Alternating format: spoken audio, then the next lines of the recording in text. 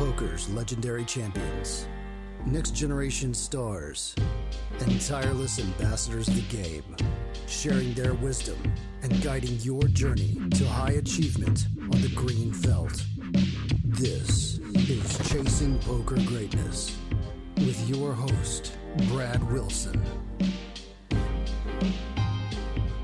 What is happening, my friend? As always, this is your host, the founder of ChasingPokerGreatness.com, Coach Brad Wilson. And today's guest on the podcast has 6 WSOP final tables on his resume. He's been a professional card player for 15 years, and he's the founder of one of the largest poker training platforms in the world, Crush Live Poker, the one and only Bart Hanson. In the past decade, Bart has observed and analyzed more poker hands than almost anyone else in the known universe.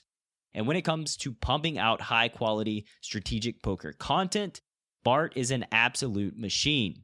Him and I are about to take you on a journey through the past, present, and future of poker while sharing our personal insights on coaching, learning, and podcasting that should prove to be pretty valuable if you have any interest in following those paths. In today's conversation with Bart Hanson, you're going to learn Bart's origin story into the world of cards, the changes Bart has observed in poker from the mid-2000s through today, the importance of maximizing your poker strengths rather than being a jack of all trades, and much, much more.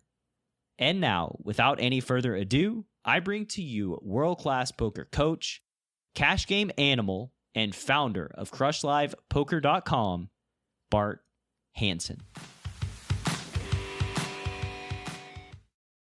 Bart, good afternoon, sir. Welcome to Chasing Poker Greatness. How you doing? Good. How's it going? Thanks for having me on. It's going very, very well. Excited to have you here. This is, our paths have crossed over the last few years. It's nice having you on as a guest. Well, it's nice to be on. I haven't really been on I haven't been on a poker podcast actually in quite some time. I can't even remember the last time I've been on a poker podcast. Of course, that's because I record a podcast, 2 podcasts actually every single week. And I've been doing that every week for the last 8 years. So sometimes you have to separate yourself from the industry. Yeah, I mean, I can say I haven't really listened to any podcasts since my podcast launched. I don't really have the time to do much else other than, releasing 3 episodes, doing product launches, private coaching, all that stuff. I mean, that's a full life right there. I will say, though, with COVID, I have gotten into podcasts in the sense of even just other podcasts, like using the podcast app with Apple, using my podcast app on Mac. So I'll play stuff like in the background, and I've got things like subscribed to things and things like that. The thing about my podcast, which I think is probably your podcast, is obviously free, so you can just subscribe to, right? Someone can just search for Chasing Poker Greatness. Well, mine's a subscription podcast and it's not through Apple. So you can't search for Crush Live Poker and have it come up. I mean, you can search and there'll be old stuff that will come up. But all a podcast is, an RSS feed, all it is just like, it's actually an old school technology that used to come around having to do with actually publishing text articles where like this crawler, like, you go to this URL and, if an article was published on a certain day, it would load into the RSS feed and then it would show up in your player or in your browser. It's a similar thing with podcasting. So my link, my URL, like when you go there, you have to put in a username and password. It will work in Apple Podcasts or it will work in any podcast player. You just need to know the URL and it works like normal, but it doesn't show up in the search like in a podcast search. So people don't, an RSS feed is actually kind of an old technology too. If you just like plug in your RSS feed URL like into a browser, it's totally valid, but in the browser, it will look, I don't know if you've ever done that. It'll look like, what the fuck? What is this? Like a bunch of text, but that's how it's supposed to look. Yeah, a bunch of hieroglyphics all over the screen. And I actually have a private RSS feed too, where I did some audio content for as a bonus to Pre-Flop Bootcamp, one of my courses. And it's pretty cool. Like you can just assign the private RSS feed, add a customer, they sign up, and they just get instant access to it, and they can sign in. But yeah, they can't. Nobody can search for it if it's right. A subscription type thing. And podcast, the app podcast is one of the worst podcast apps to consume a subscription podcast in. Like, I would recommend, there's a bunch of different RSS feeders like iCatcher, Downcast. They're all much better for reading subscription podcasts for a number of different reasons we don't need to get into. But well, I do think though, Apple Podcasts is releasing something natively with subscriptions like in May. Actually, they're making a big upgrade to their podcasting platform, and I'm pretty sure they're adding some like stuff behind a paywall and giving like a landing page for your podcast. So yeah, I mean, the only thing about that's fine. They can do whatever they want. I guess it really doesn't matter, because somebody would just consume. I mean, I could get somebody to consume my subscription podcast on a different app, but knowing Apple, and I own Apple stock and I have all Apple products, but knowing Apple, like, it wouldn't surprise me if they somehow block the ability for someone to do a subscription podcast like on the outside, and then they bring this into their thing so that they take 30-40%. Yeah, like they do in the app store. That actually would make a lot of sense to me. Right. Well, let's go back in time, and I'm going to ask you to tell me the story of how you got involved playing cards. When I used to tell this story, I'm like, well, it's not really all that unique. It's kind of the same story that everyone has. Flip forward 17 years, and it probably is unique now, which is having to do with the moneymaker thing back in 2003. I don't know how old you are, but I had moved out to, that was probably were you in high school or something? I don't know. 2003. No, I was 19 years old. Okay, I graduated 2002. Okay. So I had just graduated college. So I was like 22, 23, something like that. And I had just moved out to California. I didn't know what I wanted to do. I hadn't really played any poker at all. Like, I had been to Foxwoods once, but I was certainly not into it. I didn't really know much about it, but this was before the poker boom. And then, where are you from originally?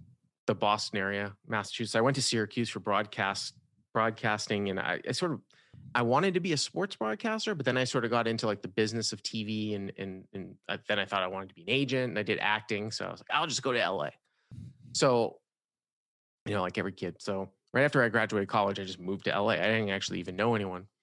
And I did that for like a year. So I got a bartending gig. I got really, really lucky where I got one of the best bartending gigs, Saddle Ranch, if anybody knows, in LA for like a year. That was fun. And then, so I had never really played poker, but then the Moneymaker thing came out in the summer of 2003. And for whatever reason, it just was like, oh, this is, interesting story. And then I just started sort of playing with buddies, sit and goes, like the owner Saddle Ranch. Like, we would do like $100 sit and go. You know what I mean? What is a Saddle Ranch? Just to like put this into context. Saddle Ranch is the name of a bar. Okay. So just it's on in Sunset LA? Boulevard. It's like, so I think it's still there. I mean, I actually opened the one. If people are familiar with LA, I opened the one that was in Universal City on City Walk, which is now closed, which is just shocking to me. Back in 2003, it was open for like 10, 12 years. Most people know what I'm talking about. I was there the first day.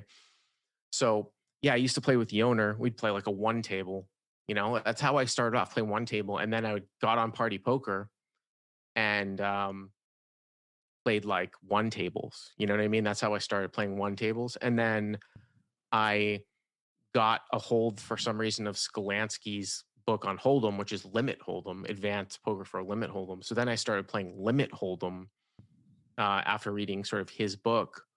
So I went into like sort of 2004, and then I started playing some little bit at like some tournaments. I remember playing a limit tournament back when, like, at the LA Poker Classic, where like if you had a $200 limit tournament, it would actually get almost as many people as a no limit tournament, which now they don't even have limit tournaments really at that size.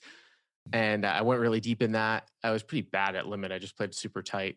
But then I started playing at the Bike 2004. And then I realized, oh, like, you can be a prop, which is like, I saw these prop players. So if people don't know what a prop player is, it's usually at smaller rooms. Like, they won't really have these at Commerce, but they actually pay people to play with your own money because they need people to fill the games, right? Like, if you have like 4 or 5 active players and they don't want to play shorthanded, but then you've got a few prop players that will make it 8-handed, you can see why it would be a benefit for the casino to have somebody on a wage, right? And what we would do is we would get a wage and we would basically get like 100% rake back. So you get like $15 an hour plus 15. So you get $30 an hour, half of which was not taxed. That was what it was at like 2040 Hold'em. So I started doing that. So I started playing, then I became a prop. How'd you become a prop? Did you just like walk up to the owner there was and a, like, there's yo? It was kind of friendly place there, and everybody, I was going in during the day, so I found out how to do it. There was a guy there that was like the prop manager. All you had to do was really, his name is Robert Turner, actually. If people know people in poker, like that's an old time name. Robert Turner used to be the Daniel Negreanu of his day of poker tournaments back like in the 80s. And he says that he invented Omaha, which is partially true. Omaha being like 4-card, like Omaha. Yeah. And they played it as a high-low game first. Supposedly it was called Nugget Hold'em. So supposedly they invented it at the Golden Nugget in Las Vegas in the early 80s as a high-low game, and then there were variants where it became straight high. But I think it started off as limit. Anyways, you can Google the name Robert Turner. It was a long storied history. So he was the prop manager, and I just talked to him. And he's like, "Yeah, just continue to play here." And that's what I did. And he hired me in 2005. And then really what happened was just dumb luck. Like they came out with this project, like the people that were running the poker room came out with this project at that time called Live at the Bike, which was going to be this live stream. This was back in early 2005, this live stream of online poker, this live stream of a live poker game where they were going to show the hole cards, which hadn't really ever really been done before. Had never been done on a live stream. Now there's tons of them, but they'd never been done on a live stream. And, really only really seen at the World Series. So of course I volunteered. I volunteered to be a commentator. They were going to try some of the props out as commentators, sort of because they were already on the payroll. So they're like, oh, we can just dip into the prop. I think the owner was the owner of the project, who was also sort of the GM. That person was probably doing something a little bit on the shady side by dipping into taking the props off of the floor they were supposed to be to commentate. Yeah. But of course I loved it. I volunteered. I've always wanted to do that. And I was always good at broadcasting. And that's how I got my foot in the door with Live the Bike. And then my buddy, Dave Tuckman. And then we just basically started doing it every single day for 4 or 5 days a week for like 2 years straight. And I had never really played No Limit Cash, but I got good at No Limit Cash by actually just commentating. Like I didn't play hand of really like 5-10 No Limit Cash until maybe 2006. It took a year for me to jump into sort of their biggest game. And when I finally did, I was pretty much instantly one of the best players in the room without even playing a hand. I mean, I realized that like after the first couple days, I had already seen all these guys play. I had seen when you do commentary, I look at it like it's almost like 20 hours of experience of playing. For every hour you do commentary with hole cards, I look at that as like 20 hours of experience at the table. And the reason why is because you're seeing all the cards, you're seeing all the showdowns. You don't see any of that stuff, right? When you're playing, I mean, you see a little bit if something goes to showdown, but you might be seeing 20 times more showdowns, right? If you're doing commentary versus actually playing. So, I mean, I had a bunch of experience actually not even playing. So then I started sort of playing, and then that project sort of went down. This project ended at the end of 2007. I got hired by Poker Road after I finished on an ESPN final table in 2007 at the WSOP when they used to like televise like on actual ESPN, like some of the 1500s. I was on the final table with Alex Jacob, actually, who finished second. People might know from Jeopardy, the guy with the big fro. Or poker, right? That was where I knew Alex Jacob first. He was like a back in the day, very, very successful poker player, like in 2005 through. Yeah, he had a lot of lot of good tournament results. For sure. So, I actually didn't realize that Live at the Bike had been around for like 16 years. Like that project is. Well, it stopped. So it went from 2005 to 2007. Well, it stopped in February of 2007. So it was around for 2 years, and then it stopped, and then it came back in 2011. The thing is that you can actually go Live the Bike, obviously they've got a big YouTube now where they find, they stream some of the stuff, and you can go to Live the Bike's YouTube and click on like videos and then do a reverse filter by oldest video. If you know how to do that, like a lot of the old videos, most of them are actually up. In fact, they might even have I think they even have the first episode up. So if you want to see me commentating from like February of 2005, it's up there. Wow. That's hilarious. And it's you can see like the video quality. It's like 480p. Yeah. This was before there was any of those.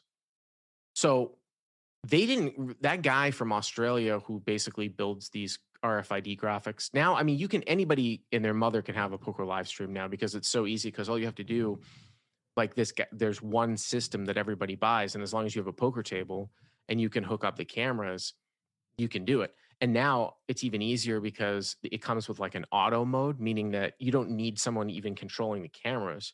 The software will actually control the cameras, cut back and forth along with the flop and stuff like that. But back in the day, there was no RFID graphics. There was a cutout in the felt, like the old school English poker. Have you ever seen it? Like with the window, like there was a cutout in the felt. Like it's like a peephole, basically. Well, that peephole is like a camera, lipstick camera. That's slightly different, but this was a cutout in the felt with glass, and you'd put your cards down, and then they had somebody write like a system where there was somebody that would manually like select what hole card someone had. Like it would be like a visual sort of icon where you'd see all the cards in the deck and you'd click on King of Spades, Queen of Hearts. You know what I mean? Like there'd be two boxes, and then you'd have to fold away the hand. So that's how it was actually done back in the day. I know what you're talking about. Those like glass things where you put both cards over them and it just reads it from the bottom. Yeah. Right.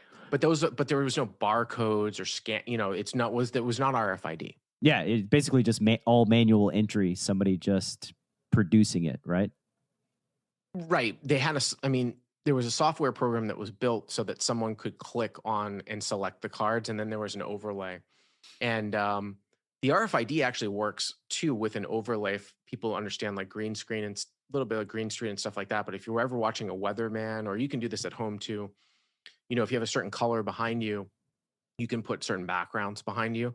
That's what a green screen is. So it's a similar concept where you have on a poker stream, you have a poker feed, like you have the camera, right, showing around, and then you have this other screen, this overlay of the cards. Now they're automatically generated. Back then they were manually generated by someone selecting them, and that's green. And then you overlay, like you put one screen over the other, and the green phases out because it's green, and then the cards just pop up. And that's why the whole thing with stones and the whole, the way that it's always been done is that you can never change the graphics. Even though the shows are on a delay, the graphics are baked. So if I'm on a 30-minute delay, which most shows are, the graphics can never actually change when they were produced live, because they're actually baked into the actual program feed. So if you see some graphics like changing, like if somebody's changing somebody's hole cards while that person's hole cards are actually face down, so that at the time that the live feed is going on, no one would actually know what their cards were, and the graphics are changing at that time, there's something fishy going on, because how would they know? At the time that the graphics are changing, the cards are down. Yeah. Right. So yeah. Well, basically how it works. Cool, man. And that's like Live at the Bike fired back up again. You said like 2012-ish? Yeah, 2011, I think. 2011. And when did, Crush Live Poker come about? As, Live at the Bike, you're getting started commentating, you're learning about No Limit Hold'em, you hop into the 5-10 games. Over the next few years, like, did you stop working as a bartender? When did you wrap that up and move? Oh, I had stopped working as a bartender in like 2004. Okay, so you were like made full it for like on 10 poker. months, which was like a long time. Yeah, so I got hired by this company called Poker Road, which is Joe Seabach and Barry Greenstein's now defunct thing that lasted for like a year. And I hosted their main show for a little bit, and then that wasn't really a great fit for me. And that's when I I told them, oh, can I try to host this podcast called Cash Plays, which is going to be like strategy, but I'll do interviews. And they're like, okay, you can do that. And the response was really, really good for that. Like I got, by the way, all those old podcasts are on my site right now, crushlivepoker.com for free. If you just go to free podcasts, do a search on Cash Plays. But yeah, I did some strategy stuff. This was in 2008 with like Negranu, Durr. I did a lot of strategy podcasts for people who wouldn't necessarily talk about strategy. Yeah. And then I worked for the training site Deuces Cracked from 2009 to 2012. If anyone knows Deuces Cracked, like competitor of Card Runners. And then I don't even know if what did they even call back? There's so many different Black Fridays. I guess Black Friday hit in 2011 where the DOJ shut the down. bad one, the super bad one. Right. Yeah. That one hit in 2011. And then I figured out that I could just do this on my own with my own company. So that's when I opened Crush Live Poker in 2013. So that was my migration. Poker Road, Deuces Cracked, Crush Live Poker. Did you have any fear about starting Crush Live Poker? How was Not it really. early on? No, not really. I mean, it was just, I was actually branded something different for the first year. I got really, really lucky that I've gotten lucky in the sense that I've had people approach me about opportunities that have been very successful where they didn't know me personally, but approached me because of the work that I did. We talked about something before the show. That was one of them too, where our mutual friend approached me for lessons because of Crush Live Poker, which got into this whole other sort of business venture. No, but the technology was a little bit of a struggle that first year because the guy who put together my website, it was kind of shitty. And then I had a customer sort of approach me. Like I was complaining about the performance of the website, like there was issues. And then a customer said, oh, like I can build this website for you. Here are the issues. And then, that was that. But in terms of it being scary, no, because it wasn't, I was basically doing Deuces Cracked and playing, and I wasn't getting paid like a ton for Deuces Cracked, like maybe like $500 an episode, 4 episodes a month. So, I was playing was my primary source of income, right? Like I wasn't living off of $2,500 a month. So it was just all gravy. I think that's what I had figured out when I was Deuces Cracked. Like they wanted me to do more at the time for less. And I was like, guys, like, sorry.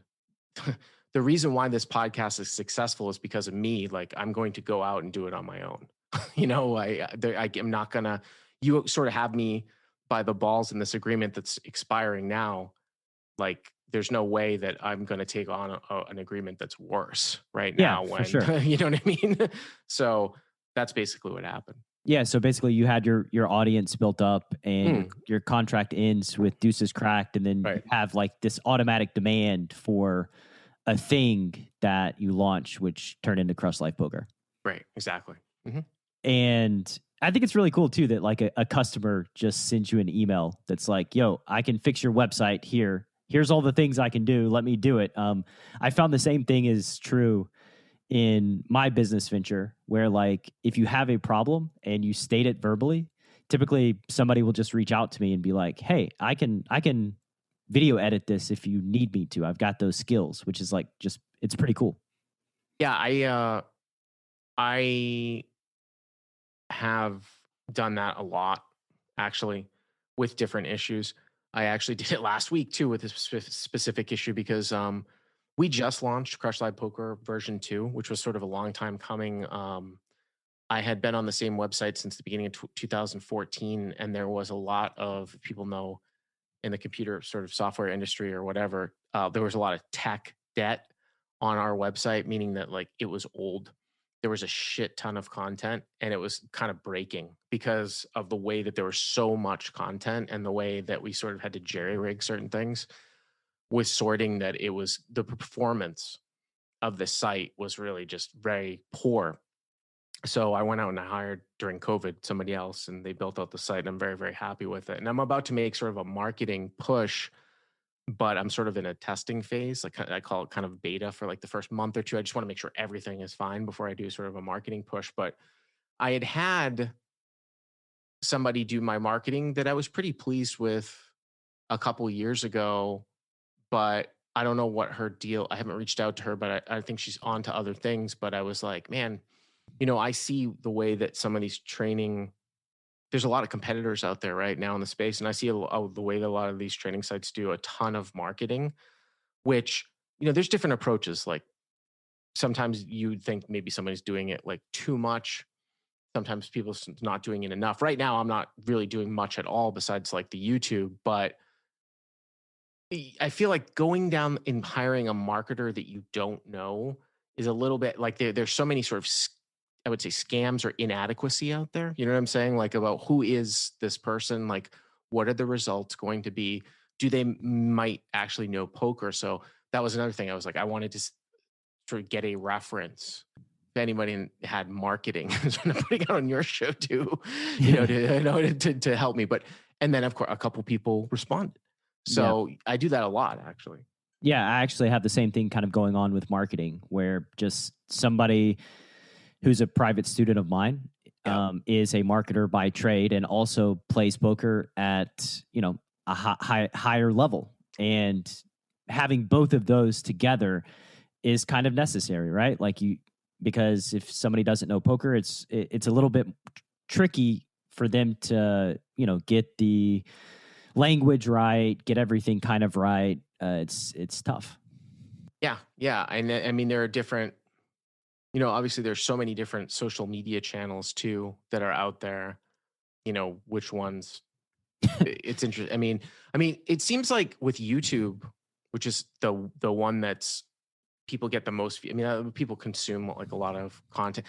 Maybe it's just because I'm getting a little bit old and ornery, but I just hate Instagram. Well, I'm never on Facebook. I'm not that old. So number one, but I just, as a guy, even though I'm married now, maybe it'll be different when I have kids. Like I just have no interest in Instagram whatsoever. I understand its importance and stuff, but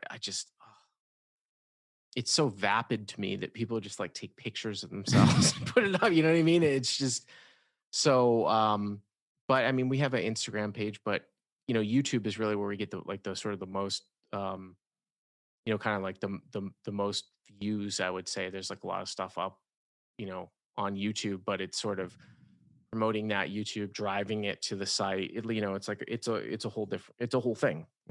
Yeah, I mean, and plus, like marketing is tough, and like you said, there's a million different angles that you could go about it, and so like settling into one and then trying to do well is tricky. It's more overwhelming than someone might think, and this is coming from somebody that like thinks a lot about marketing and investing, more and more money into the marketing side just over time, trying to grow my business and my brand. It's like, where do you get started, right? Like, do you get started advertising on other podcasts? Do you get started making Facebook ads? Do you start retargeting? Do you start posting on YouTube every day? Do you start Instagram? Like, there's a lot of different options and choices.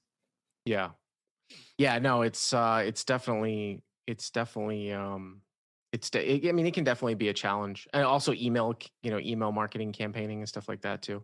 Yeah, that's my number one thing when I get less busy is sending a daily email newsletter. Like that's my number one marketing tool that I use. And so basically, like I think that whenever I have my paid marketing up, everything funnels into, the email list, and then that's where I kind of communicate with my people on a daily basis. See, you don't think, people can have different ideas about this. Like my reaction to that, and the reason why I've never done that specifically, unless you're maybe targeting people who aren't paying subscribers, might be that would be overwhelming or possibly a turnoff. Like I know just as a consumer of other things, if I get too many emails from certain things, I tend to just and pass them aside. Yeah, that's the number one thing. Like when I say I do a daily newsletter, like that's typically the first response is like, isn't that too much?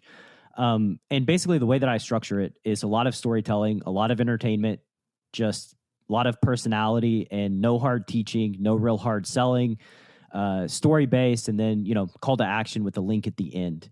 Basically, my goal is to, write something that's engaging and funny, and just so that people look forward to getting that email. And yeah, some people do unsubscribe, and like that's reasonable.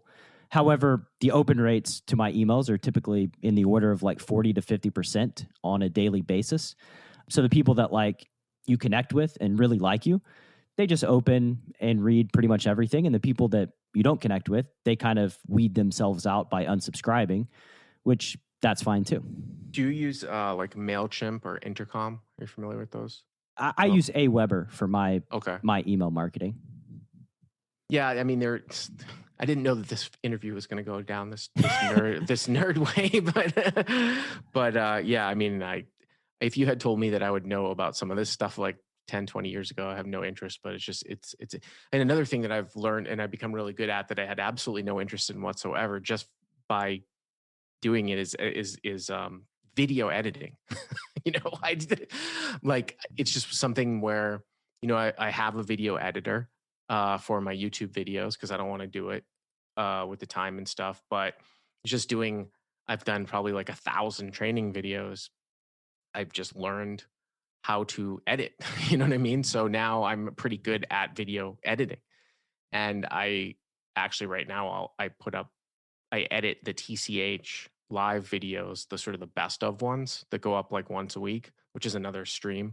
Now they have one in Dallas, now they have one in Austin. And I enjoy doing that.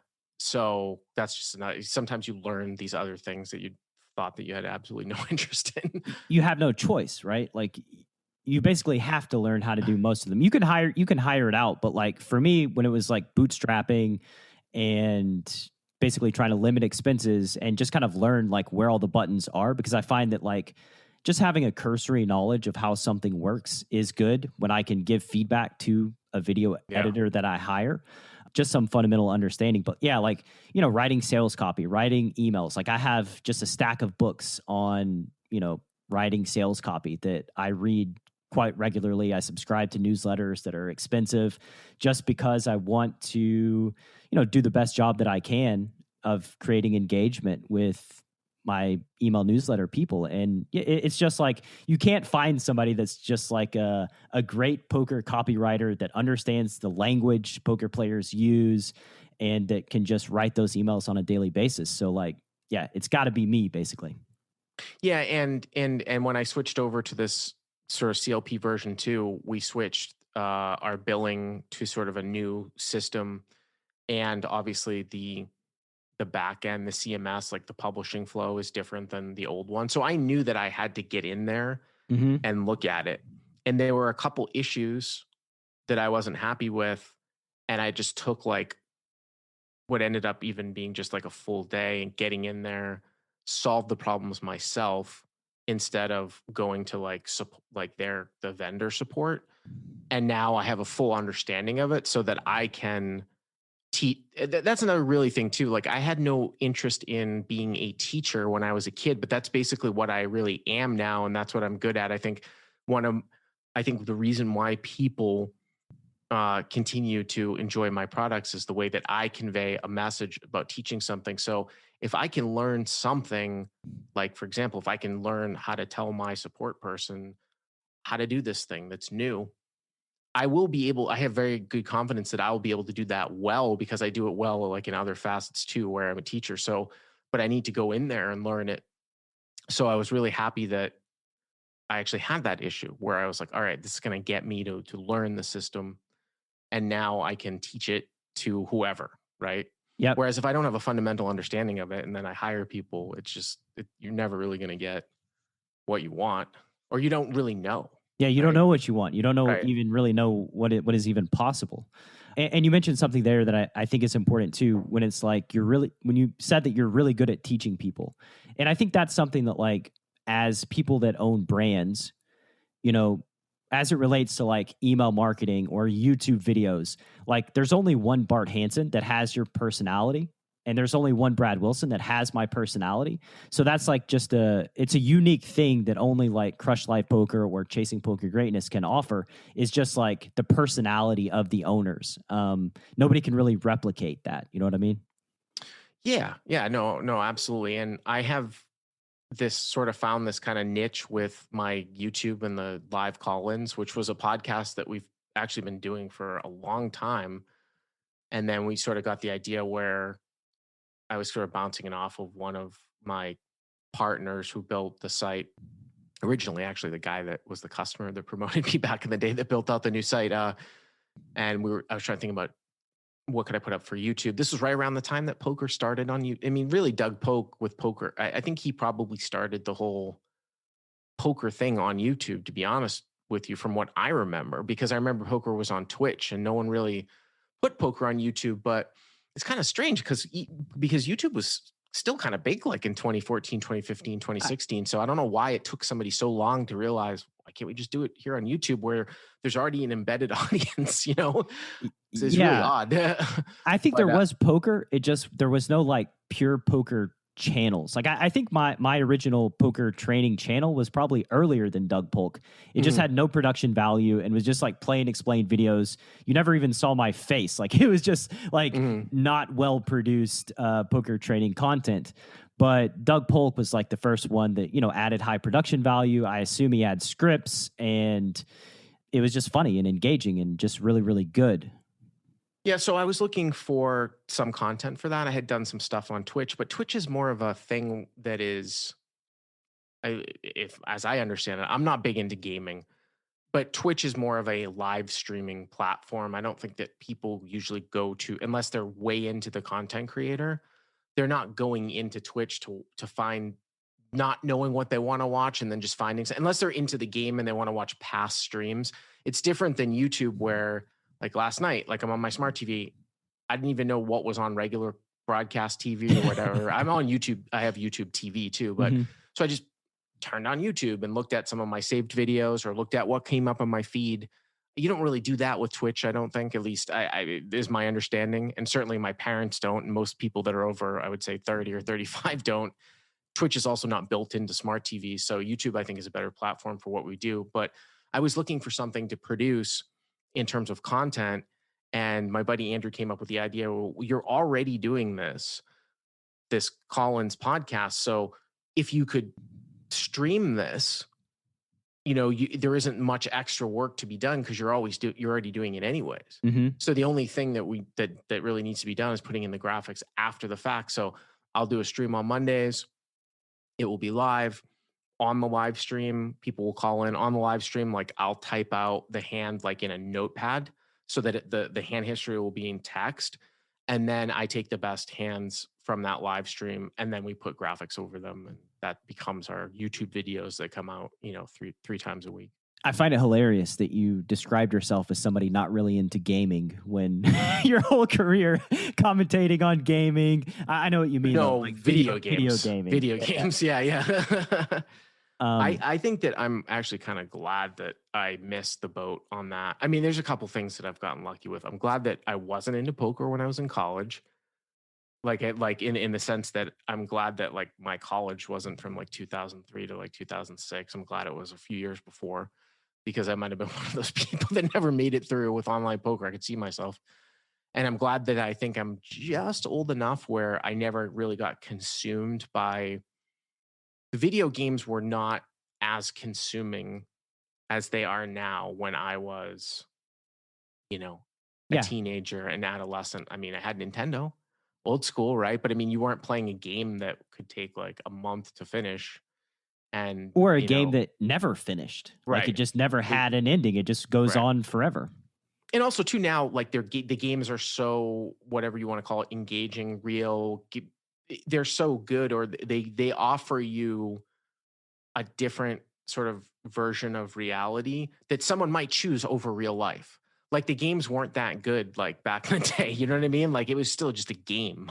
Right. There's no no competition between like Super Mario Brothers 3 and like a bunch of neighborhood kids want to go play wiffle ball. Like you're choosing wiffle ball. Pretty much. Yeah. I mean, pretty much. Yeah.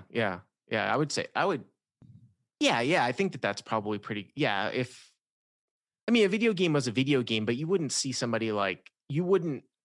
And it's true. Like, you don't, now they have, I was watching this documentary, like, especially like in Asia, like in Korea too, like they have like these camps for kids that have video game withdrawals, or they need to get out of the house type of thing. Literally, like their parents send them away. Or these kids that like live in these cyber cafes, like they literally like rent a room, or you hear once in a while having a heart attack from like not sleeping for like 5 days and drinking 100 energy drinks. Yeah, I didn't realize that was like how it happened, that they actually lived there. Yeah, in Japan, those are some options. But so what I was saying is, I think that's a good parallel that you said. Like, the games weren't good enough where you would ever choose them over going out and playing. Yeah, it was just filling the boredom, because there was a lot of boredom the way that we grew up. We didn't have smartphones, didn't really even have the internet. So like, just a lot of time spent doing not much of anything. Yeah, I didn't have the internet in my house until I came back from college. And that was in my first job. And I didn't necessarily need it, but my first job, I sold spring break travel trips for a season. I needed it. So I was like, I paid for it when I lived with my parents for like 6 months or whatever after college. And I was like, yeah, we need to get hardwired internet. But that was like in 2002. But we're going down the path of Brad and Bart are very old right now. I didn't have, we used to have, you could dial up and stuff. You could have dial up internet like in the 90s. It was really slow, but you weren't really playing any like internet games. That's no, it was like it was like a dream of like, man, wouldn't it be amazing if I could play Mortal Kombat against like my friend at school? Like, right. But it's just a thing that like you wanted to do, but you can't unless you go to their house. The other thing that's amazing too is like texting, right? Like, I remember I sent my first text. Like, I think I might've gotten a text when I was maybe in college abroad, like in the early 2000s. But I just happened to remember texting hasn't really been around all that long either. Like, I started to get like texts like 2007. It didn't really get really widespread until 2008, 2009. And now when I think about it, like, I almost get upset when somebody calls me who doesn't know me all that well, or just calls me on the phone. Like, I always text someone ahead of time before I call them now. Always. You know what I mean? Like, I almost never call someone out of the blue. I feel like it's obtrusive. I don't know. I don't know, for whatever. It's just a superior form of communication, I feel like.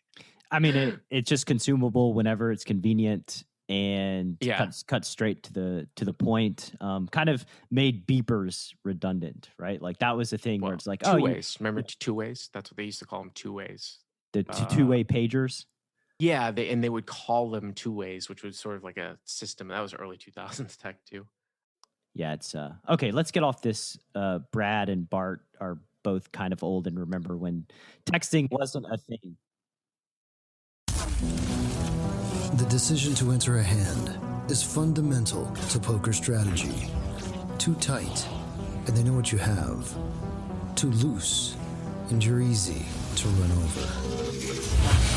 Pre-flop Bootcamp from Chasing Poker Greatness is a comprehensive guide to locking down your pre-flop game and creating true range advantage. 8 days of guided training, over 60 optimal ranges, and access to a dedicated community of players that will push your pre-flop game from a place of weakness to your greatest strength. Go to chasingpokergreatness.com/bootcamp. Available now. John, I wanted to ask you why you decided to invest in a pre-flop bootcamp. Everything that you had done with me to that point, or I had heard you do, had impressed me. I loved the podcast. I accidentally ended up in the Poker Power Hour and loved that. And then I took coaching, and then you recommended the boot camp. And at first I didn't think it was, something that would be that valuable. But I was like, everything else has been amazing. So I signed up, and then it just blew me away. And what about boot camp blew you away? Like, it started off slow. Like, I'm learning these ranges and I'm not even understanding what you're talking about. And then all of a sudden, as I start to understand what we're doing with the 3 bets, the 4 bets, and all of a sudden it just kind of hit me. And I was like, oh my God, how do I not know this stuff? This is amazing.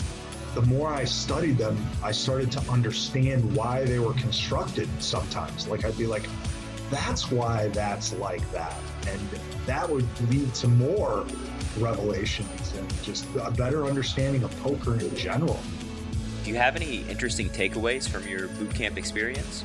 The most interesting thing about the boot camp, it's a pre-flop boot camp, but I feel like it's done as much for my post game as it did for my pre-game, just because I'm not in as many awkward and bad situations as I found myself in. You know, when we were doing coaching before the boot camp, we couldn't get through 10, 15 minutes of tape without finding mistake after mistake. And then once we did the boot camp, it solved problems on the back end as well. I know you've studied for 1,000 hours this year. How do you think boot camp compares to your other poker study? Oh, it's crazy. The boot camp is probably the most important thing I've done all year out of everything. I would give anything to go back and to know that stuff 10 years ago. I can't imagine how successful I'd be right now if I had known that stuff. And I thought the boot camp was so valuable that I literally insisted you take more money from me and paid you more for the boot camp because I was blown away. I just thought the price was too cheap.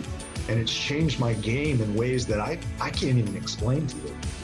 If you'd like to join the next round of Pre-Flop Boot Camp, which starts on the last Saturday of every month, head to chasingpokergreatness.com/bootcamp to lock up your spot. One more time, that's chasingpokergreatness.com/bootcamp.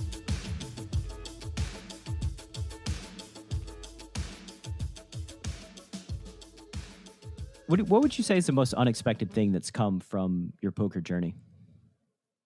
Well, I think it's a combination of getting these opportunities that never would have really come about. And I would say kind of brand recognition or people recognizing me in the community is somewhat unexpected now, especially with YouTube. Now, like if I go into a poker room anywhere, someone's going to come up to me and say something. I mean, I'm not on like the Doug Polk level, but but that's actually a recent event. That's a recent thing, like probably in the last few years, especially with the YouTube. It just goes to show you the power of YouTube and sort of its influence, because I don't think I'm any bigger in the sense of in the poker community or necessarily would have had more followers, but more people know what you look like. Because How do you feel? Of the mass communication, the ease of mass communication. How do you feel when somebody comes up to you that recognizes you in a poker room? It's fine. Like it's definitely not something that's that bothers me, and it's cool. Like I have no, and I'm not one of those. I'm sort of in the middle in him about it, neutral. I'm happy that somebody does that. It kind of gives me a little bit of happiness. I think I was more jubilant about it when it used to happen, like back in the beginning, but I'm certainly not the type that where it's ever bothering me or anything like that. You know what I mean? So it's a little bit humbling, humility. Sometimes I make a joke about it to be cocky with some of my close friends or with my wife when it happens. You know what I mean? Yes. I know what you mean for sure. Yeah. Like, because, some similar type things have been happening to me, which is, I mean, to be honest, at first it was like kind of strange, right? It was like a weird feeling of like, oh, this person, like, here's an instance. Somebody joins my Slack community. I reach out to welcome them and they send me a reply like, oh, is this really Brad? Like, is this somebody just like pretending to be Brad? Like they didn't realize that like I would be so directly accessible. Which, yeah, it's like it feels kind of weird, but it's also kind of cool. Like basically the stuff that I make resonates with people in this way. And, podcasting is a very intimate form of media where people know you by your voice and they just it's a relationship, right? Especially if they listen to you speak for 100 hours. So there's this sort of thing that happens where they kind of know you, but you don't know them. And yeah, I can definitely speak to that. You're right. What you just said about they know you. That I've definitely had these situations where someone has just been able to like go back into my history better than myself. yes, same. And it's like, wow, like this person's listened to me like every single week. You know, I've done these podcasts now. I mean, I'm looking at my site now to see what number I actually have to finish off the one for today. This is on Tuesday, but I mean, I've done these podcasts now for like 8 years. So, you know, they've listened to the last 400 episodes. You know what I mean? Like every single week. Actually, I'm on episode 448 this week. So you can do the math out for just on Crush Live Poker. That doesn't include Deuces Crap. Yeah. So it's almost 10 years, 9 years, you know? And in a lot of cases too, people remember things that I say better than I remember what I say. Like they'll bring up like a talking point in a podcast that I did like a month ago, but gets released like currently. And I'm like, I don't know what you're talking about. Can you like tell me what I said to give me context? Because I say so many things that I forget what I say.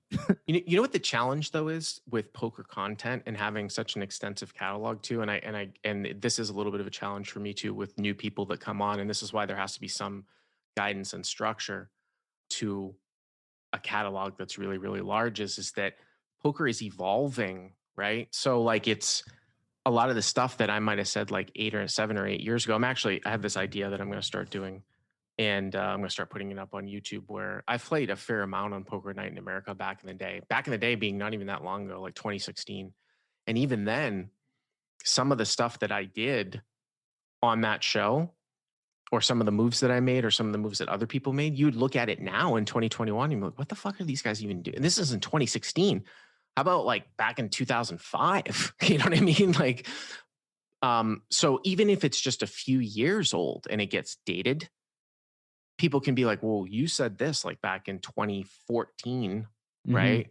And I sort of had to explain to them, well, at the time, you know, that was kind of the thinking. And now, you know, poker evolves, right? Like, I mean, this whole thing, and I think that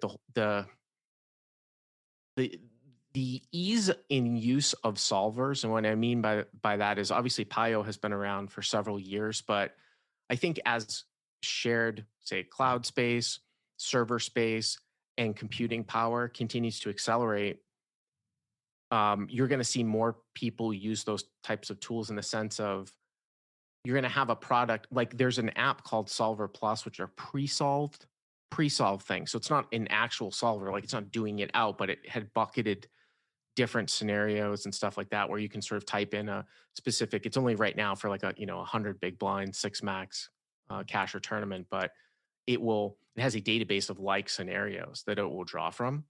But if you can sort of picture, and I don't know if Post Flop Plus, or maybe they even have some of these products now, but if you could go to a website and in sort of a web browser, like enter in a scenario and basically get a solved output. I mean, I think that's coming. So when that becomes readily available to everyone, it starts to, people understand the reasoning. Now, the whole, there's always this whole argument about like optimal GTO solution and live play. And I always say, I recommend the tools because they help you to become a better poker player and learn better. Like using the outputs of an optimal scenario in a live game and not adjusting for like the higher VPIPs and not adjusting for some of these other live variables, it will make you a winner. You're just not going to win as much, right? You're not going to win as much money playing, say, quote unquote, optimal in a scenario. If you are playing optimal versus optimal ranges in live poker, that input information is not correct because you're not playing against optimal ranges. Right. So yeah, GTO can never be wrong, right? But if you're just going into a solver and saying, well, this guy check raised me on the turn, what's the optimal response? And the check raising range is nowhere near what is optimal, right? You're not going to get the best solution. The point being though is that the easiest part of this all stuff is pre-flop, and in Hold'em, I think that's where the mistakes are still made. I mean, the biggest mistakes, right, are made a lot of times pre-flop, but it's not really hard for someone to actually figure out now through just raw brute computing force what you're sort of supposed to do pre-flop. And I think one of the easiest things is actually like you're not really supposed to call raises sort of in the field, kind of like unless you're on the button. You know what I mean? It's because of squeezing, because of positional disadvantage. I think nowadays the value of suited connectors have actually gone down, even in deeper stack games. Yep. You know what I mean? People suited kings have gone up, suited connectors have gone down. Yeah, stuff like that. So, and that really only has come about through sort of computer aid. Right. You know what I mean? And different flop textures and sizing, right? Yeah, that's why my first course was pre-flop boot camp, because it was like, this is a thing that you have to get right, and it's a thing that you can learn. So let's spend a week just bearing down into, having your pre-flop strategy down pat. And then as, variables shift and change, you can adjust and deviate from the boot camp ranges. Because like you said, like I would say that if you're executing an optimal strategy, the output from Pio in a situation where all of the variables in play mean that it is not an optimal situation, like you're playing against a fish, right, who's like playing way too many hands than they should, then like applying that inappropriately is not optimal, right? Like optimal is something different. Yeah, and I think that's really where my forte is, and I've kind of, it's not been a struggle, but I've sort of been thinking about how much I want to bring some of this stuff into my training, and I have brought some of it into the training. But I think that where I am unique, I am not gonna be like solving equilibrium channel or whoever. Or like, I mean, there's so many different training products out there, and some of these guys do it really well with the computer aids and the solvers and all that stuff. I'm not gonna be that.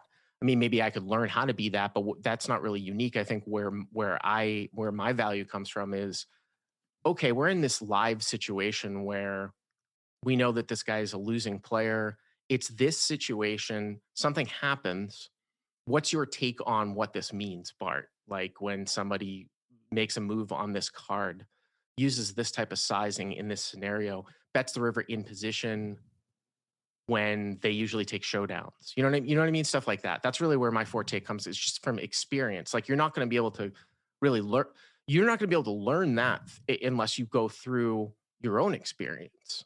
For sure. So I know, and I had always said too, like around the time of Black Friday, I saw some really, really good players that were obviously big winners online come into the live realm when they shut off online poker in 2011.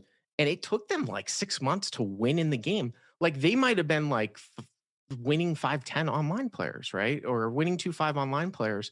And they were losing at 5-10 at Commerce. How is that even possible?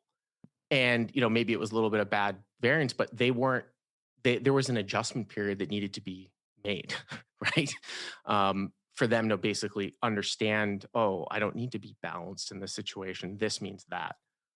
Yeah. Like basically that thought of like, well, if I fold this, I'm folding my whole range. So I need to have something to call with. And then you call and you just lose 100% of the time. Mm-hmm. Well, like you have to make the exploitable fold in live poker when people just are not bluffing in these specific spots. And I've told this story multiple times on the podcast, but like right after Black Friday, I was playing at Commerce in the 10-20 game with a bunch of young kids, and we're all talking, and like 4 or 5 of us were like regs that played against each other in online poker like every day. Like we battled, like we all played on Ultimate Bet. We knew each other's screen names.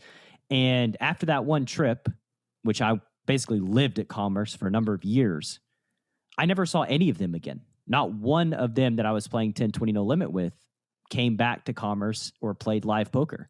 And I think that like what you said is just, you hit the nail on the head. A lot of people, I don't know what they did. I don't know if they got out of poker entirely, but they weren't able to make the live transition.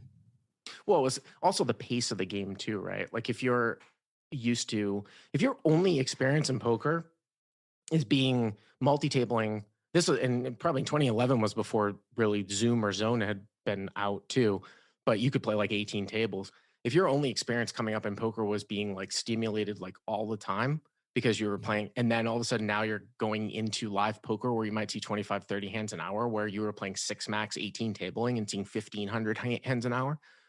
I think that would be a challenge for somebody too, because it's the pace of the game. This is why I have a problem with long-handed live PLO. Even that's too slow for me. Like 9-handed PLO, it just drives me insane. Like I can't, you know what I mean? Oh, I know. That's why it's live tournaments, I can't take them because the yeah. pace slows down even more. I mean, I just think that I don't know if it will go in this direction, but I always talk about this too, and I talked about it in a recent YouTube video. No limit in any form, whether it's Hold'em or the traditional no limit. I always say like deuce to 7 single draw. That's like the original Kansas City low ball. It's always supposed to be played with an ante. That's why in tournaments as an ante, because that's like the old school. Like this 2-blind no limit with no ante, like that should be a dead game, like Skolansky said, because unless the people are playing, and I'm using the term out of one of his books, like with invisible antes, as if there are antes, unless people are playing as if there are antes, which obviously most people do, it should be entirely a dead game. The most extreme example of this is these games in Texas where a 1-3 match the stack, which is basically uncapped, plays like a LA 5-10, where the open size is to 20. Okay. So at 1-3, if someone's opening to 20, 8-7 times the big blind, and there's no ante, you could literally just play like what, I don't know what the right. I mean, you could play what, 5% of your hands? Yeah.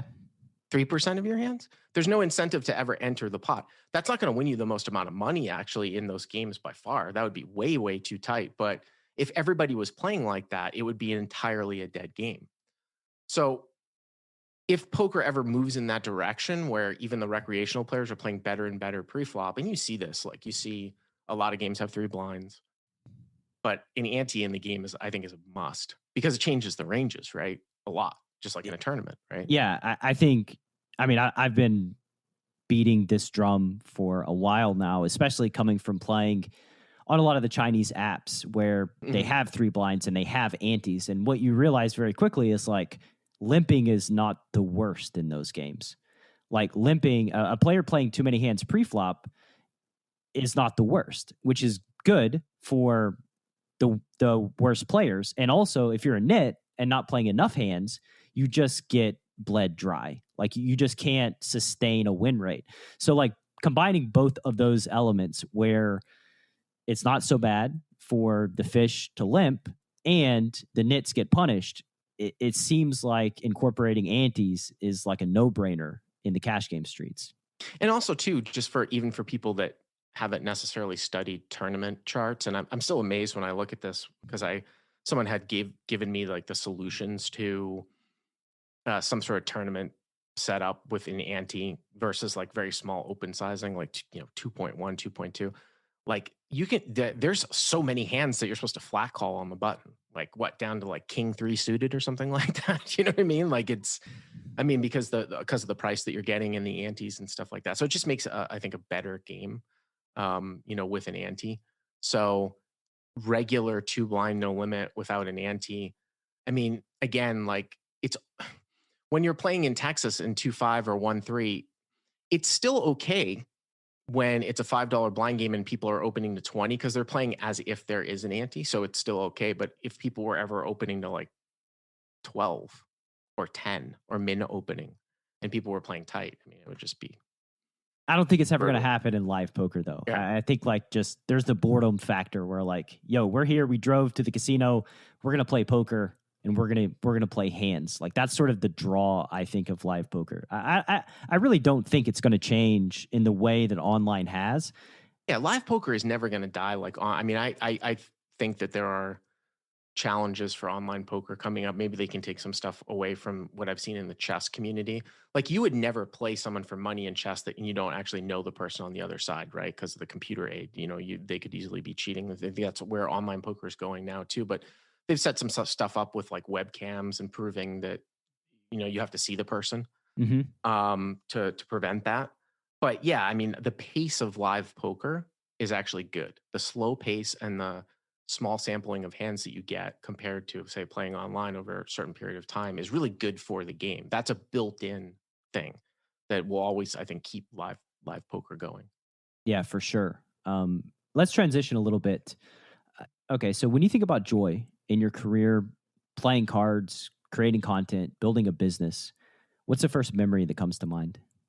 I think it was kind of approval of the content, like when which happened really early on. I mean, I get a lot of positive feedback about the content, and that always brings me joy. It also creates a little bit of anxiety sometimes too when I'm creating content, where if I'm not necessarily prepared enough, I will struggle through sometimes producing a piece of content because I think subconsciously I'm always saying like, oh, like, is this good? You know what I mean? But it always turns out like I'm never unhappy with necessarily the result. But there's a procrastination level that I struggle with sometimes that comes into specifically creating content, sometimes waiting to the last minute, even though when I'm doing it, it's okay. It's not a struggle, but just the anticipation that goes into it. But when I transitioned into the first sort of strategy podcast I was talking about in the beginning, Cash Plays, I had done an interview with Barry Greenstein, who was one of the owners for Cash Plays, towards the end. And he told me the story about how so many people had told him that like the best thing on Poker Road was Cash Plays, and that that's how they discovered the site. That's how, and this was a legend telling me that, and I had no real experience doing any podcasting except hosting their show for the first few months, which wasn't really a great fit for me because it was more of like a Joe Stapleton type of gig. Mm-hmm. And then when I said, hey, can I do this thing on my own? I'd never done anything like that before. So when he said that, that was very reassuring. And then, yeah, any type of positive type of feedback, somebody emails me in and says, oh, I used to be a losing player and now I'm a winning player. And also, I think the first, say, 10 to 15 minutes of each podcast, now that I've done for the last couple of years, is actually non-poker. It's life advice, investment advice. Like one of the things that I think that I brought that was a huge advantage to some of the people that took advantage of it over the last year is I told people about the PPP loan.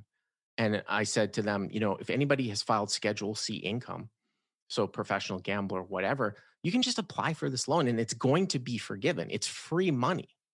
And I think a lot of people just don't pay attention necessarily to like what is going on and they might have missed it.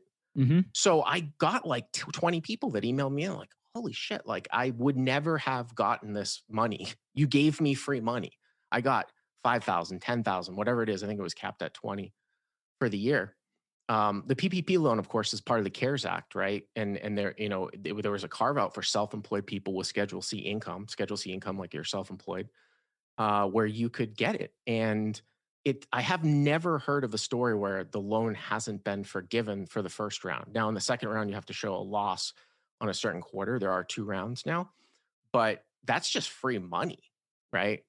Or telling people like my, investment ideas, my views on home ownership, my views on cryptocurrency, whatever it is, my views on tax. That's another thing too, is that I've gotten very, very well informed about specifically taxation and gambling taxation and crypto taxation. So I feel like I know more than a lot of people on that. One of the things that I say, especially for someone who's going to file as a professional gambler, is you can't, I sort of give a giggle. People are like, oh, I'm going to do file as a professional gambler. I'll just send it to my CPA. I'm like, this is such a niche thing. I would just not just send gambling taxation stuff to any old CPA. They're not going to know. It's like as niche as doing law. Like you're not going to be, facing a criminal case and go to a real estate attorney to Right. defend you. You know what I mean? So And all that stuff is good too. It provides value to your audience. It may not be directly poker, but like sure. if you can put something out there that gives them 5K, Yeah. check in the mail, that's pretty impactful, right? Right. Probably a customer for life. I probably have those guys for life. Yeah, most likely. The ROI on that is pretty high. The opposite question, like when you think about pain in your career playing cards, what's the first memory that comes to mind? I never really had a mental, well, I mean, there have been some long runs in some long fielded tournament. It's usually tournament poker related, to be honest with you, because there's so much money at the end, right? And I had been such a large loser in tournaments over the course of my career up until last year when I finished 4th in the Monster Stack. Just goes to show you, live tournaments. And that's including 6 final tables before that at WSOP events. I think that was my 7th final table. And I was probably stuck like a couple 100,000 over the course of like 15 years. And also too, I had finished 15th in the first Millionaire Maker. And, I had that final table with Alex Jacob. It's just like, if you don't get in the top 3 or 4, there isn't just, that's where all the money is, right? So it's related to memories of plays that I have made in the past that I would never necessarily do now. Like with 2 tables left in that 2007 event, like I folded like 10s to like a button open and a small blind shove because like I really wanted to get on the TV final table. And it's just so horrific when you look back. Of course, I would have busted both people, but there was a lot of value in me making the final table TV at that time. And if I didn't have made the final TV, I might not even be in this career because I wouldn't have been hired by Greenstein to do Poker Road. Probably that I wouldn't have been on their radar necessarily. So I don't know. I mean, it's like kind of a butterfly effect, but it usually has to do with poker tournaments. For sure. I mean, when you get down to like top 15, you can smell it, you can see the finish line, and there's a pot of gold at the end of it. But at 10th place, it's not so good. Or even down to like 6th or 5th place is not very good. Like you really need like the 1, 2, or 3 slot. I mean, even at finishing 4th, I came in 4th in chips in the Monster Stack and they start 6-handed and I finished 4th. And there were a couple of things looking back that I think were mistakes where like, and it all had to do with like the money jump. Like for whatever reason, like someone would get knocked out and then that next hand, you don't, for me at least, it shook me out of the zone. Like at one point I was the short stack because I lost like the first hand in that. But then somehow like 6th and 5th got knocked out. So now I'm 4th. So right when 5th got knocked out, like the very next hand, now we're 4-handed. And like this guy who ended up winning the tournament, this Hawaiian guy, I don't remember his name. He like was opening like really, really loose. And so he's in the cutoff. I'm on the button and I have ace 6 offsuit with like 14 blinds or what, or maybe 17 or 18 blinds. And he opened and I folded. And that probably should be a shove. So, I mean, there are little things like that, you know what I mean? But it was, I just like moved up $100,000. So I wasn't zoned in necessarily. Right. And then I got knocked out the very next hand, shoving the same hand when it got folded to me on the button or a few hands later. Yeah. So, I mean, that's like, that feels just like very natural where the scenario changes and then you're acclimating to the new configuration and the new thing, and you may not acclimate directly the next hand after. Yeah. Let's go back to your poker journey and then we'll hit the lightning round and wrap up. But your journey right now, like where are you at in your career? What stakes are you playing? How do you feel about, your trajectory? Well, I mean, I am at a point in my life where through poker, directly or indirectly, I have, and through different, whether it's lucky or smart investments or whatever, I mean, I have made enough money where I certainly don't have to play. The only reason why I am playing is to keep topical for content. So you enjoy playing? No, I do. I enjoy playing, but I mean, my wife and I are about to start a family, so I think there's going to be less and less time. So, I think that I'll be playing like once or twice a week live for content, which is perfectly fine. I think that one of the advantages of me having a name and getting in with these guys at TCH is that I think I'll always be able to play on these live stream games, which are like just the best. If anyone's ever watched this new thing, TCH Dallas, it's just like, it's unbelievable. So, part of the battle in making good money in poker these days is getting in the right game, right? And the live stream games are some of the best games. So I think I'll always have the opportunity to get in those games. So whatever the stakes are, it doesn't really matter. Like it won't make any difference. Like I'll play any stakes. but I haven't played since COVID. And I'm very careful with that because my wife's getting her second Moderna shot. I've been vaccinated, I think, next week. But because we're trying to start a family and there is complications if someone who is pregnant gets COVID, we've been very careful. Even me just being very careful. I mean, I'll be good to go when she gets her second shot. Mm-hmm. But, if I was a single guy and I didn't have a family, I would have been playing for sure.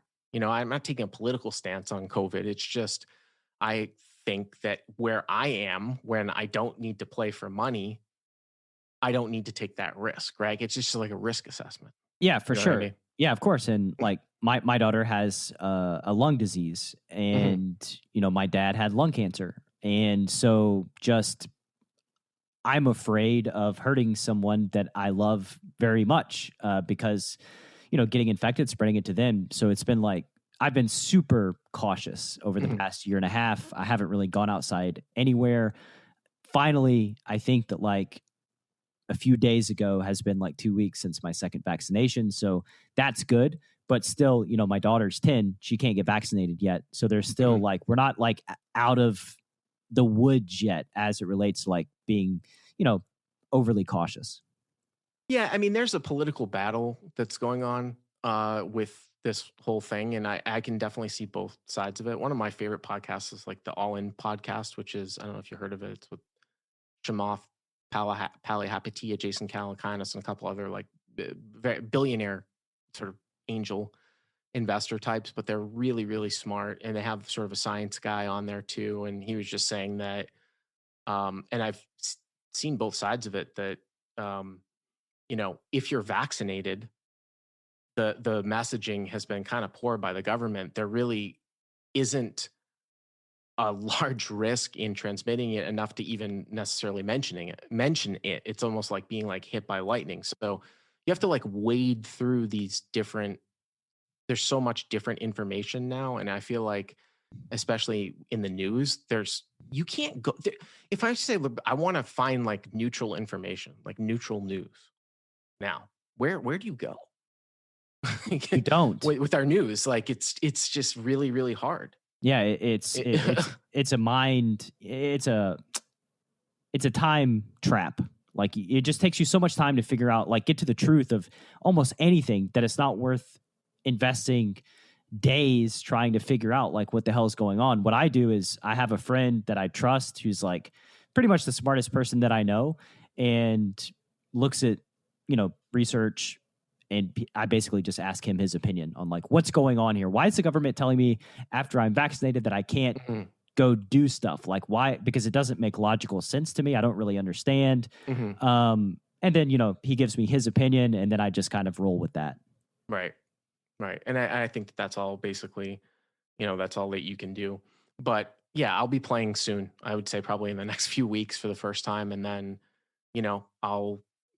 we can't wait to get out of the house. Like I've been like you, like I haven't really gone anywhere in a month and a half. We're going to go visit my parents who've been vaccinated back in Boston. We'll probably take a trip to Maine, drive around. I'd love to be able to go into Canada and drive up like in Nova Scotia, New Brunswick, maybe go to Prince Edward Island. I don't think that's going to happen because the border's not open, but we'll go through Maine. We were talking about maybe going to the Caribbean, wherever something is opened up where the restrictions aren't too much. Because I do need, in 2019, like I probably took 35 flights, that year. In 20, I haven't taken a flight. I had to go to Vegas one time in September for some different project for like 3 days where I was just basically held up in the hotel room. But yeah, I need a vacation for sure. But then I'll be back playing.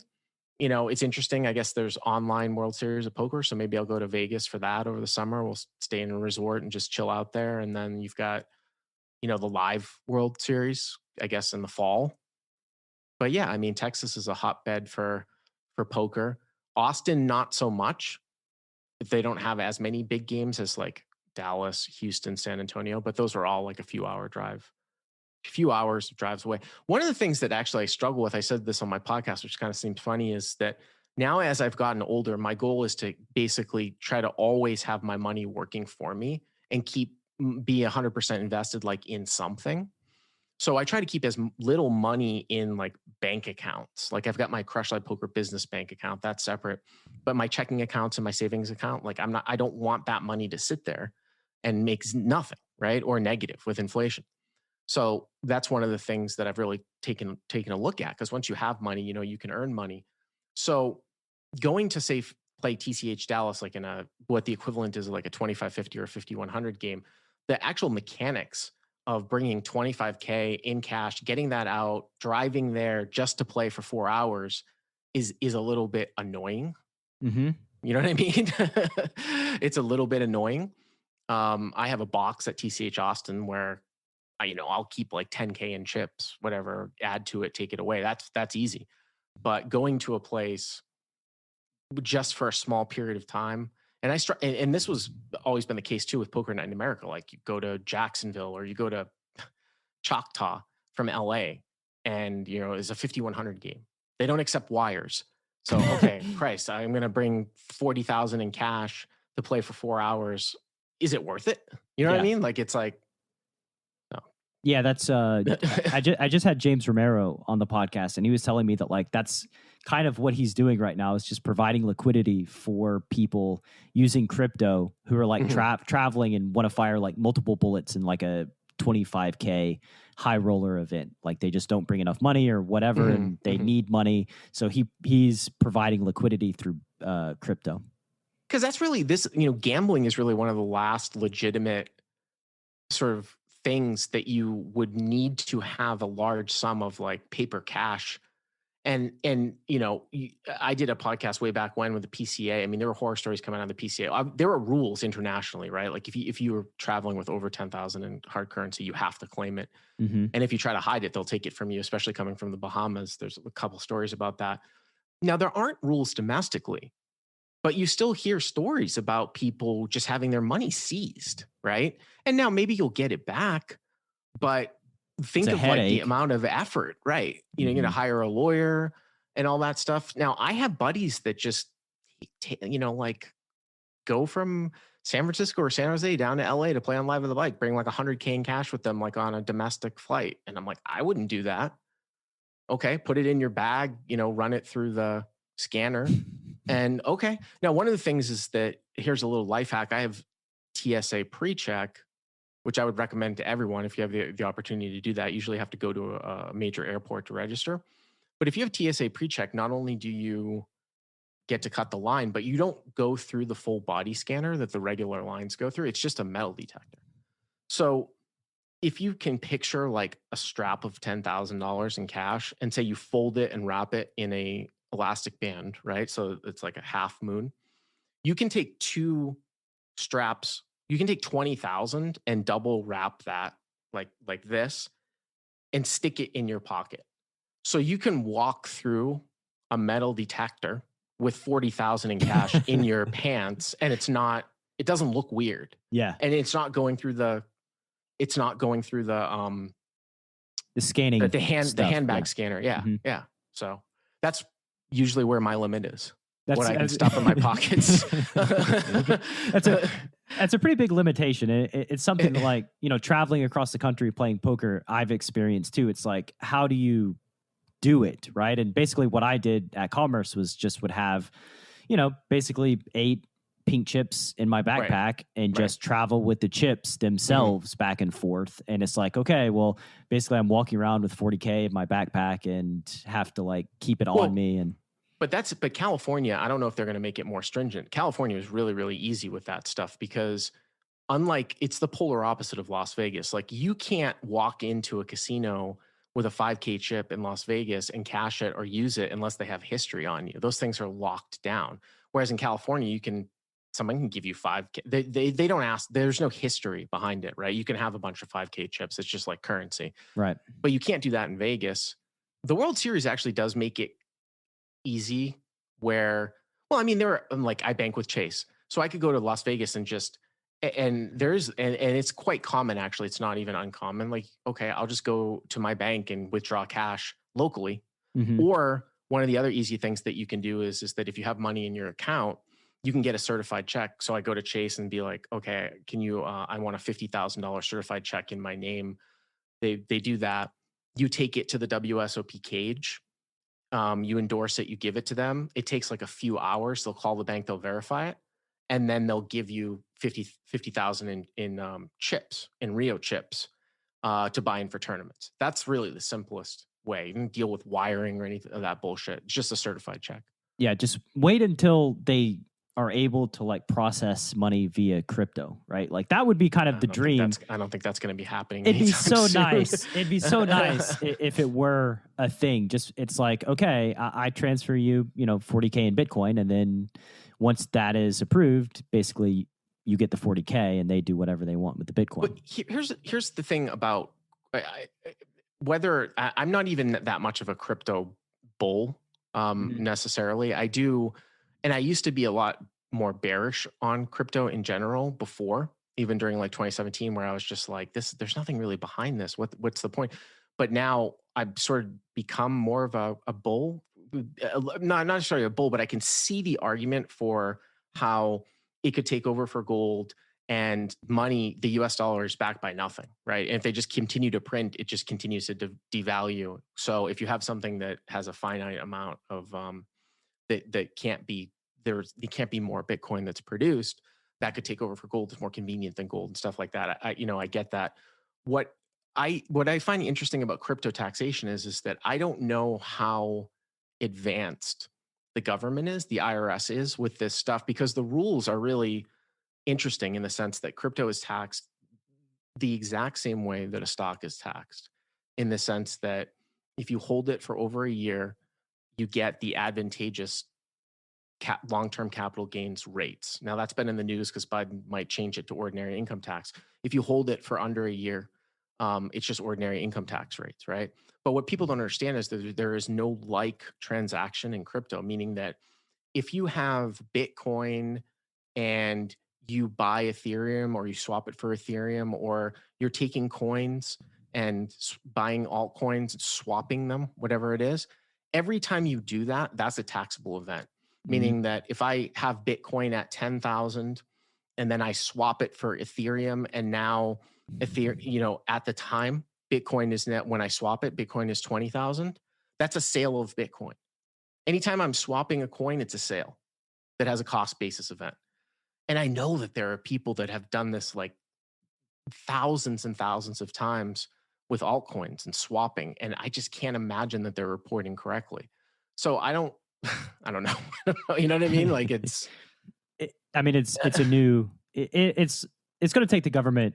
I mean, look at how online poker is legislated in the U.S. Like the government isn't going to move ultra fast with creating these tax laws as it relates to crypto. But yeah, like anybody that uses like shapeshift.io that switches Bitcoin to whatever, Bitcoin Cash, Ethereum, whatever it is they do, I'm positive they're not claiming that on taxes, right? Well, Shapeshift is not an American company, I take it?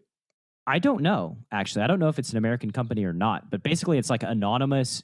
It's basically an anonymous system where you can switch out Bitcoin into like Ether just anonymously. But it's not necessarily a market, like they hold it and they swap it for you. I'm not exactly sure the mechanism, like how it's performed on the back end.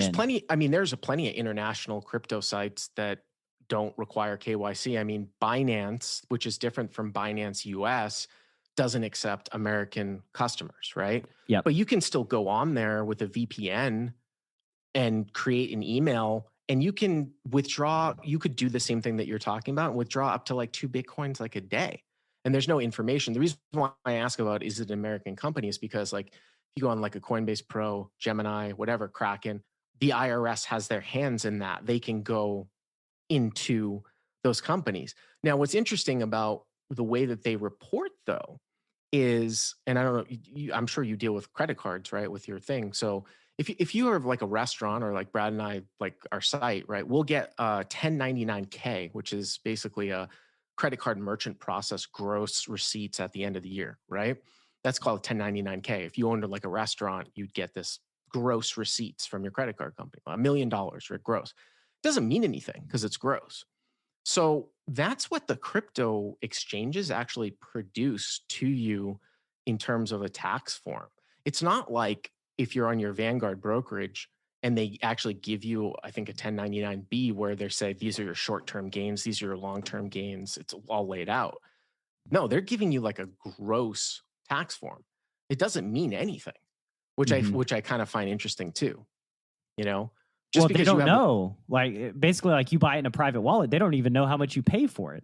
Well, no, but right. But I'm saying, but even if you were to buy and sell it all on an American exchange where the IRS has, oh, it just wouldn't tell you like the breakdown. I'm saying, yeah, that what they're reporting to you, the form they're giving you and the form they're giving the IRS is a 1099K. That's much different than a 1099B that's laying out what your gain is. You see what I'm saying? Like what your short-term and what your long-term gain is. What does that mean as it relates to like filing taxes with crypto? It just means that the form that they're producing is useless. Yeah, it doesn't mean anything. It's just showing growth. I mean, it's showing your gross receipts. Like it's going to mean that you're going to have to show gains and losses, like you have participated in crypto. But if I give you a form that says you had 500,000 in transactions on Coinbase, that doesn't mean anything. Yeah, right. In terms of taxation, right? So yeah, it's kind of, I find it interesting.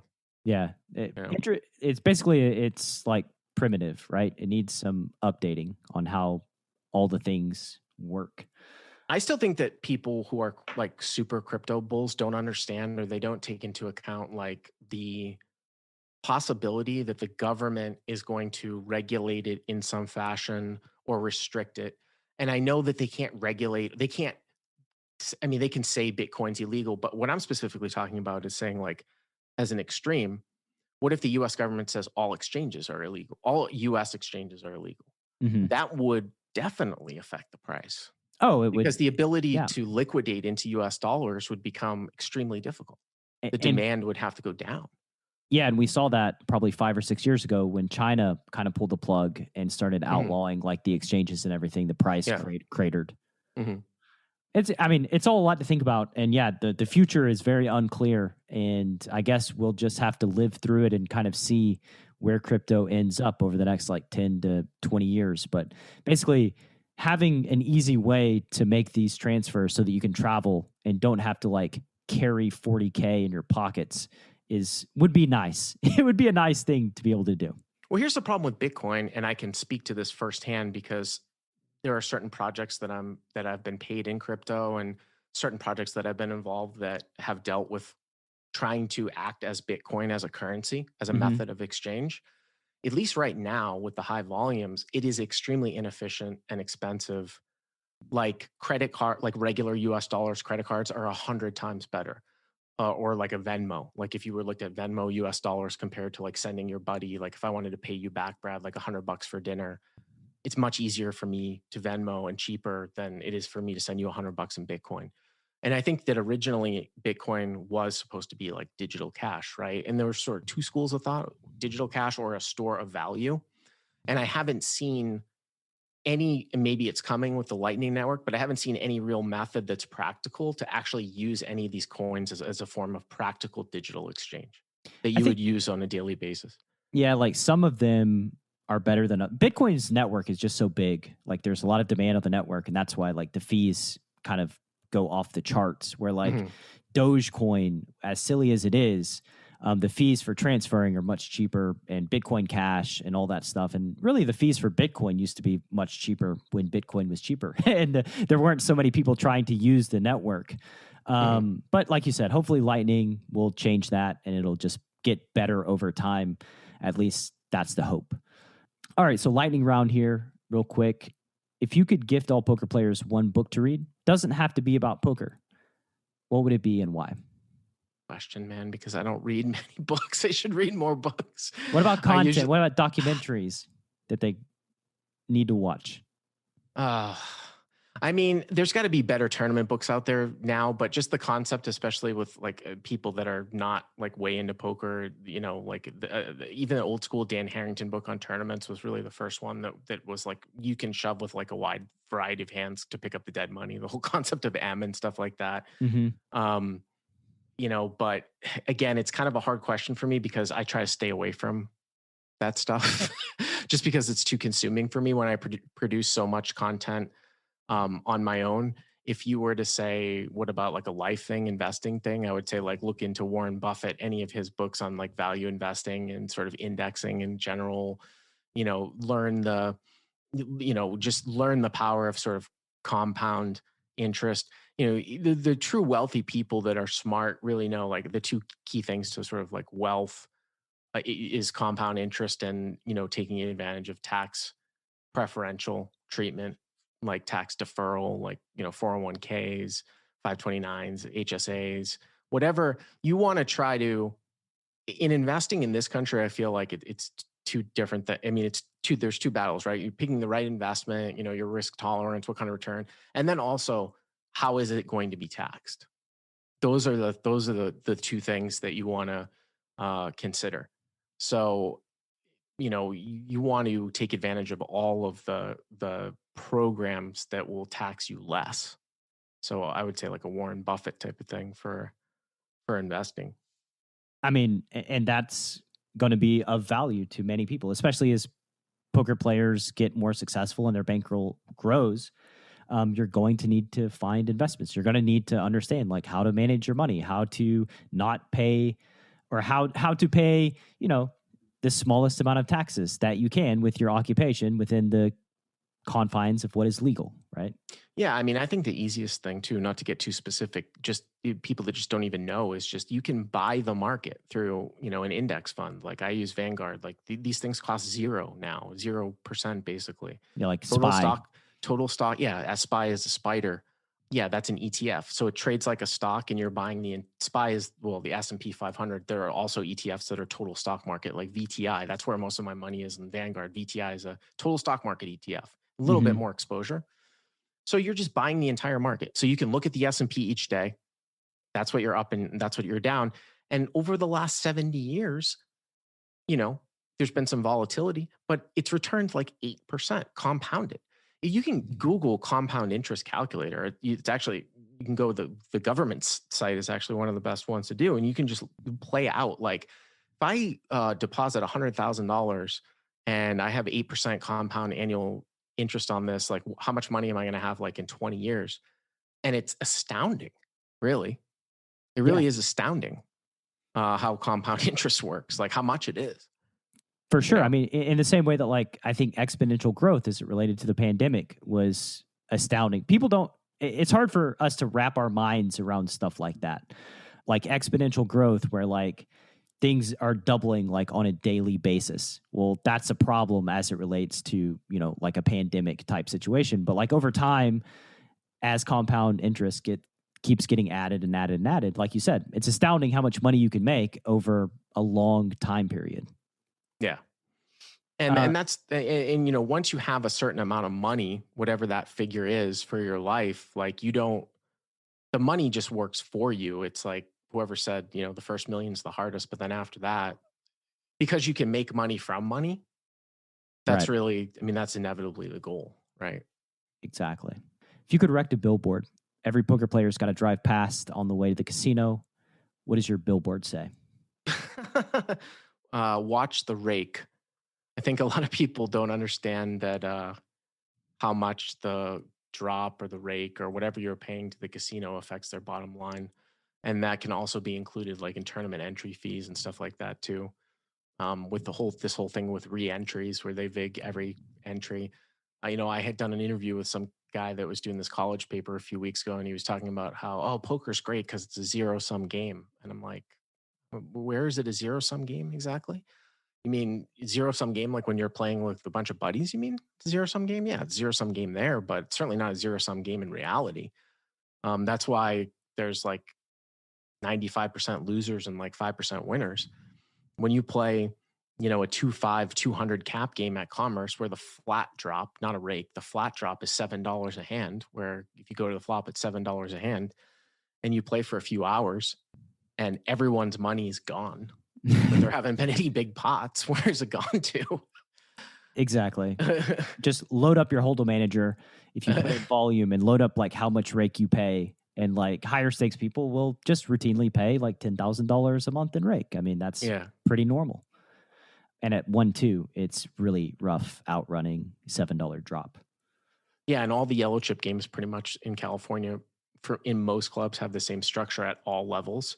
Mm-hmm. So that's why I say, if you're in LA, like it's really a race. If you want to even profit, you got to play at least like 5-5 because do you want to pay $7 flat drop at 200 cap game, or do you want to play $7 flat drop at like 1,000 cap game? Yeah, you just got to play bigger.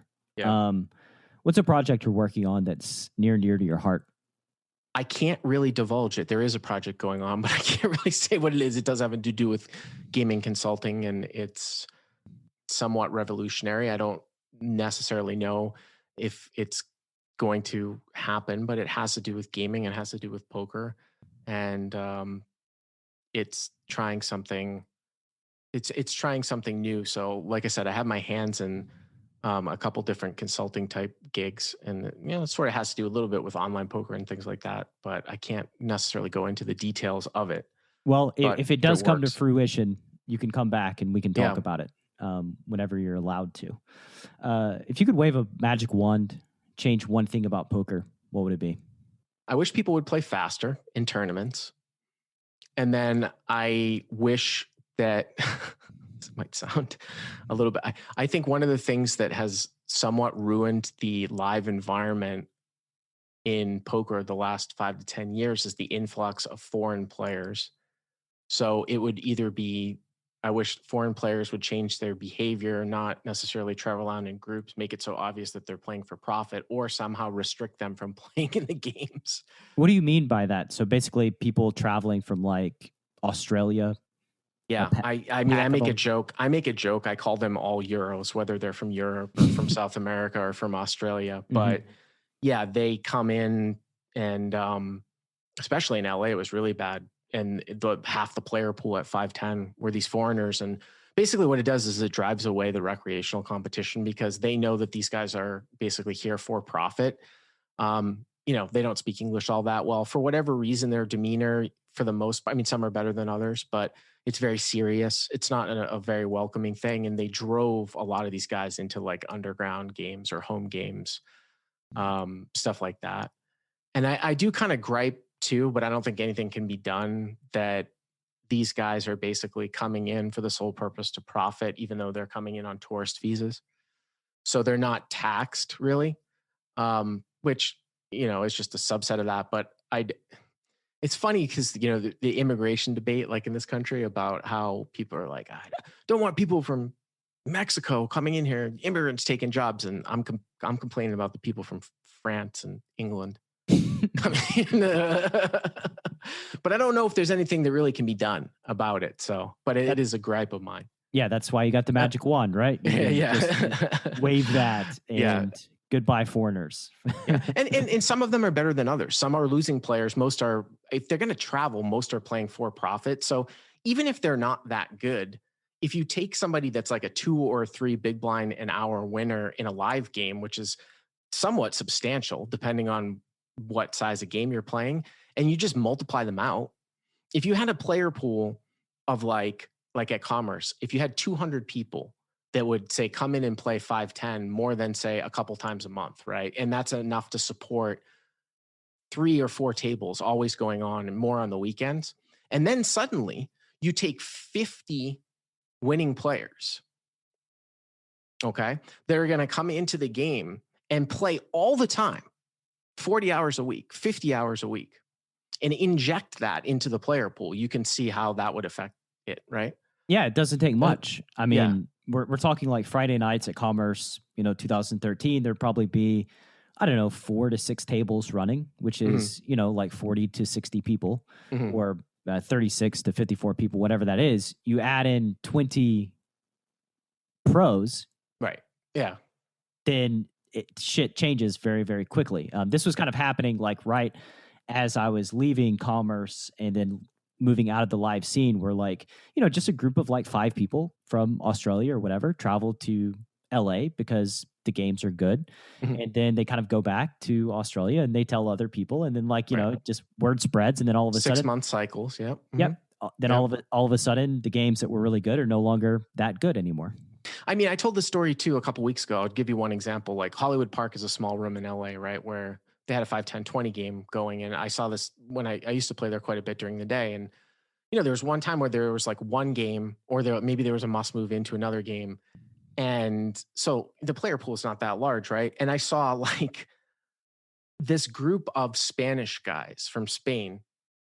Okay, they were staying at Commerce or wherever. They drove to Hollywood Park like in an SUV or like in a car, 6 of them together. And they put their name on the list, like all in a row. Yeah. And that sort of demonstrates to me like that they don't have a fundamental understanding of what is good for the live game, or they just don't care. So both are bad, right? I would say they just don't care. I would say that's probably. Yeah. So I have a right to gripe about that then, because they were basically coming in and kind of like, because it's like a limited time, they just don't care, right? So they don't care about the longevity because whatever, they're going back or they're going to come in cycles. But how does that affect someone who is there for the longevity? Yeah, it's tough. Yeah. All right, man. It's been great having you on the show. We've went a little over. Final question. Where can the Chasing Poker Greatness audience find you, Mr. Bart Hanson, on the World Wide Web? Well, of course, I have my training site, crushlivepoker.com, which is brand new, our version 2. So if you haven't been over to the site, you can check it out. You can sign up for free. Anybody listening to this can actually, you know what? I'm going to create a new code for this show so I can track it. But you can put in the code BO, or actually CPG 2021, CPG 2021, and that will get you the first month for free. CPG 2021, which is like a $40 value. And then, you can see me on YouTube. Like if you subscribe to Crush Live Poker on YouTube, that's where I put out a lot of free content too. And awesome, man. You can also go to chasingpokergreatness.com/Bart-Hanson, and you can click through to Crush Live Poker, and you'll see that link on the show page whenever this goes live too. Awesome. Yep. It's been great having you, man. Thank you very much, and have a good rest of your day. All right. Thanks for listening to Chasing Poker Greatness. You can subscribe on Apple Podcasts or on your favorite podcast app. Go to chasingpokergreatness.com to get the newsletter, join the Greatness Village community, book a coaching session, or dive into the latest data-driven poker courses. Follow the show on Twitter @CPG Podcast.